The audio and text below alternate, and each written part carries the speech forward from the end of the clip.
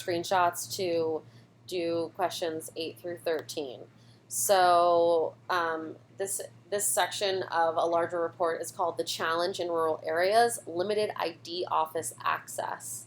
Residents of some rural communities in 10 states with restrictive voter ID laws will find it particularly hard to travel to an ID issuing office or a part-time ID issuing office, meaning it's not open all the time. So then we have this first section, the Black Belt. The rural concentrations of black voters in Mississippi, Alabama, and Georgia form a geographically distinct, quote, black belt, unquote. Large portions of the, quote, black belt in each of these states are located a significant distance from the state driver's license office. So that means that they're a far distance from the state driver's license offices.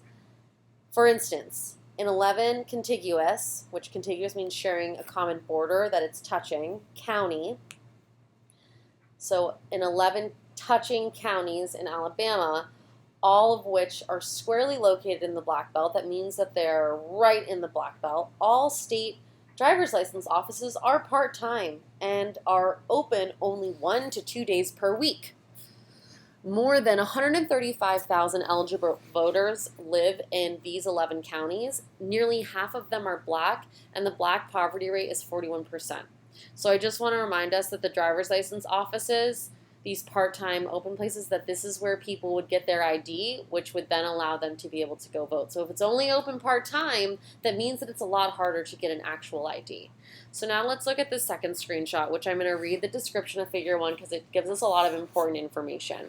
So Figure 1 is explaining what we're looking at up here, which it's called Percentage Black and State Driver's License Offices in Mississippi, Alabama, and Georgia. The map demonstrates that in the areas with the greatest concentration of rural black voters, no state driver's license offices are open more than 2 days per week. The figure also shows that many of these states' part-time offices are located in the areas of the highest concentration of black voters. The crosshatched areas, right here, this is crosshatch, outline the 13 contiguous or 13 touching black belt counties in Mississippi, so all these counties are touching each other. 11 contiguous or touching black belt counties in Alabama, all these counties are touching each other, and 21 contiguous or touching black belt counties in Georgia, where all state driver's license offices are open 2 days per week or less. So all of the offices in this place are open 2 days a week or less.